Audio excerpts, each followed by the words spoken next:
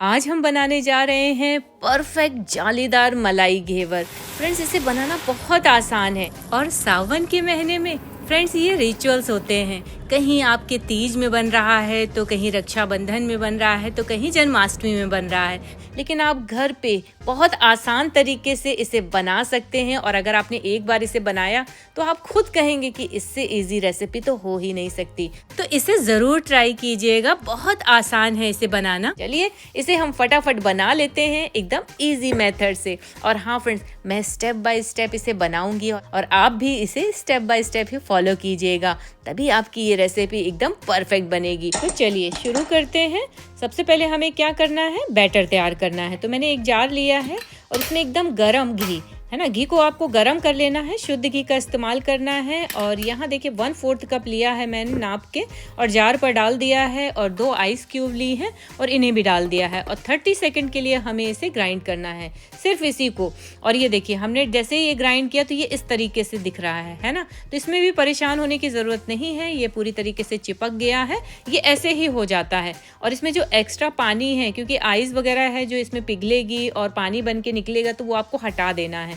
ये देखिए मैं इस तरीके से वापस से इसको कर रही हूँ क्लीन। और जितना पानी और है, हमें पानी बिल्कुल छोड़ना नहीं है फ्रेंड्स इसमें, है ना।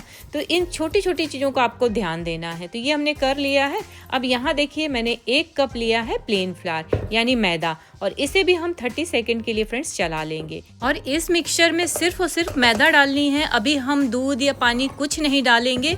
ये प्रोसेस है फ्रेंड्स, स्टेप बाय स्टेप इसे करना है और आप भी इसी तरीके से कीजिएगा जैसे मैं कर रही हूँ।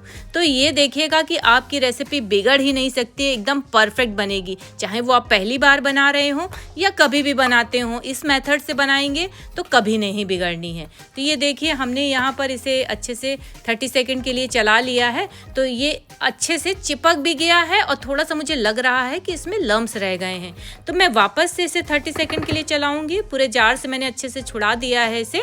ये देखिए इसी तरीके से दोबारा से चला लेंगे और अब आप देख सकते हैं एकदम स्मूथ हो गया है। समझ ही नहीं आ रहा होगा घी कहाँ गया, पूरी तरीके से एक एक हमारे आटे पे मिल चुका है। ये लीजिए, है ना, कितना चिकना सा ये हो गया है। तो अब हमें इसमें क्या करना है फ्रेंड्स, ये देखिए मैंने आधा कप लिया है दूध। दूध भी हमें लेना है एकदम ठंडा, चिल्ड। इसमें जो भी चीज़ें हम ऐड करेंगे एकदम ठंडी करेंगे, इन चीज़ों का हमें थोड़ा ध्यान देना है। अब चलिए हम इसे भी 30 सेकंड के लिए चला लेंगे। और ये देखिए 30 सेकंड हो गए हैं। तो इस तरीके से ये थिक पेस्ट बन गया। एक साथ हम क्यों नहीं डाल रहे हैं फ्रेंड्स, क्योंकि अगर एक साथ डालेंगे तो इसमें लम्स आ जाते हैं। तो ये देखिए अब हमें क्या करना है, 1 टेबल स्पून हमने इसमें बेसन ऐड किया है फ्रेंड्स।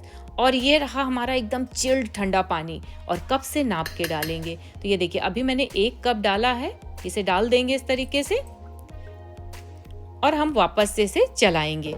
ठीक है ना फ्रेंड्स। तो चलिए इसे वापस से फिर चला लेते हैं। कितनी देर के लिए, 30 सेकंड के लिए।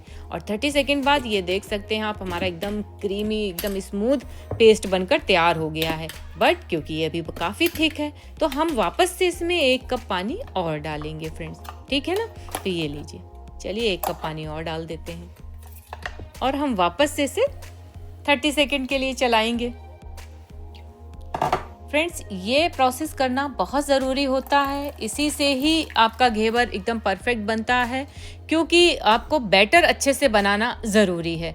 अब यहाँ देखिए 1 टेबल स्पून हमने इसमें साथ ही साथ डाल दिया है नींबू का रस, ये भी ज़रूर डालना है। तो ये भी डाल दें और फिर इसके बाद इसे हमें चलाना है।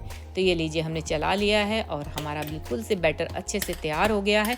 लेकिन कितना थिक है कितना पतला है ये मैं आगे बताती हूँ। और एक अब हम बड़ा सा बाउल लेंगे और उस पर एक छन्नी रखेंगे और इसे हम छान लेंगे और देखेंगे इसमें वापस से थोड़ी बहुत भी एक आध भी लम्स ना रह जाए, वरना जालीदार घेवर आपका नहीं आएगा। परफेक्ट घेवर बनाना है तो आपको ये सारे रूल्स फॉलो करने पड़ेंगे। और ये देखिए अब मैंने यहाँ पर वापस से 1/4 कप पानी लिया है, मैं जार पर डाल रही हूँ, उसे अच्छे से क्लीन कर रही हूँ क्योंकि इसमें काफ़ी सारा लगा हुआ है बैटर।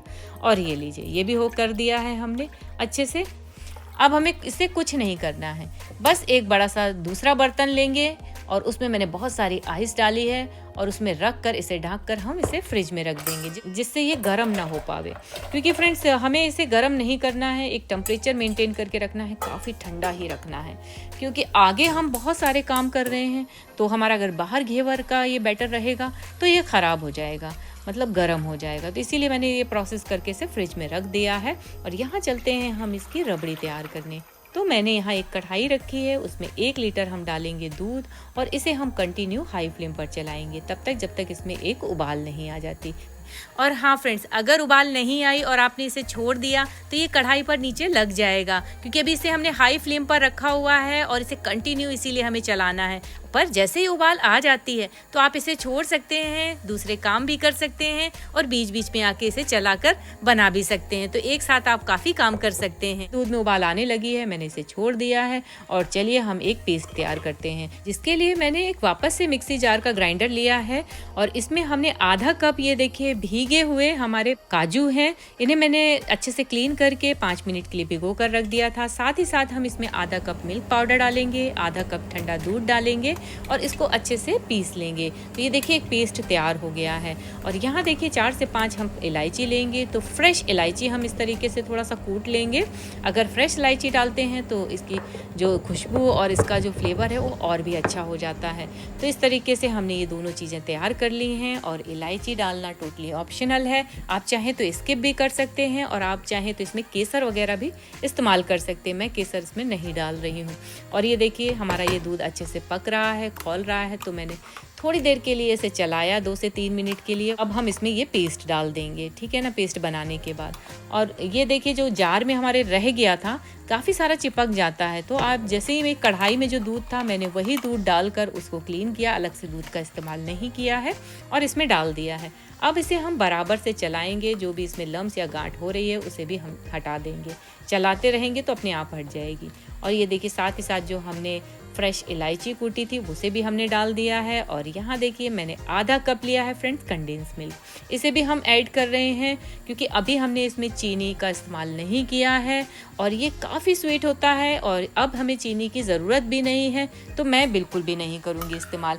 लेकिन फ्रेंड्स अगर आप कंडेंस मिल्क नहीं डाल रहे हैं तो आप 2 से 3 चम्मच शक्कर इसमें डाल दें, क्योंकि हल्की सी स्वीटनेस इसमें सिर्फ आनी चाहिए, बहुत ज़्यादा नहीं, क्योंकि हम अभी चाशनी भी बना रहे हैं और हमारे इसमें भी बहुत ज़्यादा मीठा हो जाएगा। तो घेवर में क्या है ना, एक स्वीटनेस भी तो आपको मेंटेन करनी है ना, बहुत ज़्यादा मीठा भी नहीं, ऐसा भी नहीं कि बिल्कुल भी मीठा ना हो। तो जिस तरीके से ये देखिए मैंने जितना मिलाया है आप भी वैसा ही कीजिएगा। और इसकी थिकनेस हमें बहुत ज़्यादा गैस पर ही नहीं कर देनी है रबड़ी की, कि बिल्कुल गाढ़ा, बिल्कुल आप मावा जैसा बना दें, खोया जैसा बना दें। ये थोड़ा ही देखिए गाढ़ा हुआ है, मैंने गैस को कर दिया है बंद, ये रखे रखे भी थिक हो जाएगी। और चलिए इसको हम एक बाउल पर रख कर फ्रिज में रख देते हैं, क्योंकि बाहर रहेगा तो ये गर्म ही रहेगा, ठंडा नहीं हो पाएगा ना। तो मैंने इसे भी ठंडा होने के लिए फ्रिज में रख दिया है। और यहाँ हम चाशनी बना लेते हैं। तो मैंने एक पैन रखा है, उसमें 1 कप डाली है हमने शक्कर और 1 कप डाला है पानी। चाशनी हमें बहुत ज़्यादा इसकी चिपचिपी 1-2 तार की नहीं चाहिए है, हमें हल्की सी चिपचिपी चाशनी चाहिए, पतली चाशनी चाहिए। तो जैसे ये हमारा देखिए अच्छे से शक्कर और पानी मिल गया, हमने इसको एक उबाल दे दिया। इसके बाद हमने ये देख सकते हैं फूड कलर डाला है थोड़ा सा। फूड कलर फ्रेंड्स ऑप्शनल है, डालिए आपका मन है, नहीं डालना चाहते तो बिल्कुल मत डालिए, लेकिन मैंने डाला है। और हाँ फ्रेंड्स, इस चाहें तो आप इसमें केसर भी इस्तेमाल कर सकते हैं। और ये देखिए मैंने चेक भी किया है, ये अच्छे से चिपचिपी चाशनी हमारी हो गई है। तो मैंने गैस को कर दिया है बंद। तकरीबन इसे बनाने में हमें 5 से 7 मिनट का समय लगा है। तो चलिए ये चीज़ें रेडी हो गई हैं, अब हम घेवर तैयार कर लेते हैं। तो मैं घेवर बनाने जा रही हूँ। इस तरीके का एक भगोना लिया है, आप किसी भी बर्तन पर घेवर बना सकते हैं, चाहे तो आप कढ़ाई पर भी बना सकते हैं। उसमें आपको एक रिंग रखना पड़ेगा, उससे आप बनाएंगे तो आपके थोड़े से शेप में आएंगे, अच्छे से बनेंगे। और अगर आप चाहें तो इसमें भी बना सकते हैं, बहुत ईजी है, मैं तो इसी में ही बनाती हूँ, बहुत अच्छे से बनकर तैयार हो जाते हैं। तो मैंने इसमें डाल दिया है घी हमें पूरा नहीं भगोने तक भरना है, हमें थोड़ा भगोना खाली रखना है, जिससे अभी हम जब घेवर डालेंगे तो उसमें उबाल आएगी तो वो घी बाहर गिरने लगेगा। इस वजह से हमें थोड़े गहरे तले का बर्तन लेना है, जिससे थोड़ा कम घी जाए, क्योंकि इसमें काफ़ी सारा लगता है। और घी भी हमारा बहुत अच्छे से गर्म होना चाहिए। तो घी जब तक गर्म हो रहा है तो हम यहाँ बैटर चेक कर लेते हैं। तो ये देखिए मैंने चेक भी किया, बैटर हमारा एकदम परफेक्ट है। इतना ही थिक होना चाहिए, इतना ही पतला होना चाहिए, बहुत ज़्यादा आपको इसका बैटर गाढ़ा नहीं करना है। देखिए चम्मच से जैसे मैं दिखा रही हूँ ना, आप पीछे से देख सकते हैं चम्मच का कलर दिख कर आ रहा है, यानी कि बैटर हमारा ठीक है। और पानी की जो मात्रा दूध की जो मात्रा मैंने मिलाई है बिल्कुल परफेक्ट है। और अगर आप दूध नहीं मिलाना चाहते हैं तो उस जो आधा कप मैंने दूध मिलाया था उसकी जगह आप पानी डाल सकते हैं इसमें। और चलिए बनाने चलते हैं। तो बनाने के लिए मैं ये इस तरीके के एक चम्मच का इस्तेमाल कर रही हूँ, जिससे नॉर्मली मैं खाना वगैरह बनाती हूँ, सब्जी वगैरह, वही वाला हमारा ये चम्मच है। इसको मैंने क्या किया है, थोड़ा थोड़ा हमें इसमें डालना है फ्रेंड, और ये तकरीबन हमें 18 से 20 बार डालना है। इस चीज़ का हमें ध्यान देना है। तो थोड़ा ऊपर करेंगे आप चम्मच और उससे फिर थोड़ा सा डालेंगे, फिर एकदम से इसमें तेज़ी से बबल आएंगे और जैसे ये हल्के से शांत होंगे बबल तो आप दोबारा डाल दीजिएगा। तो यही इसी तरीके से ये प्रोसेस आपको करना है। और फ्रेंड्स जो जहाँ से हम डाल रहे हैं बीच वाला प्लेस, उसे थोड़ा थोड़ा क्लीन करते जाएंगे चाकू की सहायता से, या इस तरीके से कोई बेलन वगैरह हो, या फिर आपके पास ये जो स्टिक है इस तरीके की हो तो वो भी चलेगी, जिससे क्योंकि हमें डालने का प्लेस तो चाहिए ना, क्योंकि ये जाल बनता जाता है। जैसे जैसे डालते आएंगे तो ये जाल बन जाएगा, तो फिर प्लेस नहीं मिलेगी ना आपको, तो घेवर सही से नहीं आएगा। तो ये प्रोसेस करना आप बिल्कुल ना भूलिएगा। और जब आप स्टार्टिंग में 5 से 6 बार तक डालेंगे ना, तो आपको लगेगा कि ये घेवर बन नहीं रहा है, ये बहुत बिखरा बिखरा है, तो उस चीज़ से परेशान नहीं होना है। डालते जाइएगा, ये धीरे धीरे करके सेट हो जाता है। और फ्रेंड्स जब भी हाई फ्लेम पे ही आपको ये डालना है, क्योंकि एकदम तेज़ी से बबल आएंगे ना तो ये ऊपर साइड ये पकता है। नहीं तो अगर आप धीमे में डालेंगे, ये घी की आंच कम होगी तो भी ये सही से नहीं बनेंगे। और हाँ फ्रेंड्स, आप चाहें तो इसे ऑयल से भी बना सकते हैं। इसमें स्ट्रॉन्ग स्मेल ऑयल का इस्तेमाल ना कीजिएगा, क्योंकि जो हम मिठाइयाँ बनाते हैं वो हमें इस तरीके के ऑयल में नहीं बनानी, जैसे सरसों का ऑयल है या फिर ये मूंगफली वगैरह का भी ऑयल है। आप इसे आराम से बना सकते हैं, सनफ्लावर या फिर आपका कोई भी इस तरीके से रिफाइंड ऑयल हो, उससे आप बनाइए इसे, आराम से ये बन जाएगा। और ये देखिए हमारे घेवर भी इस तरीके से बनकर कितने आसानी से निकल रहे हैं।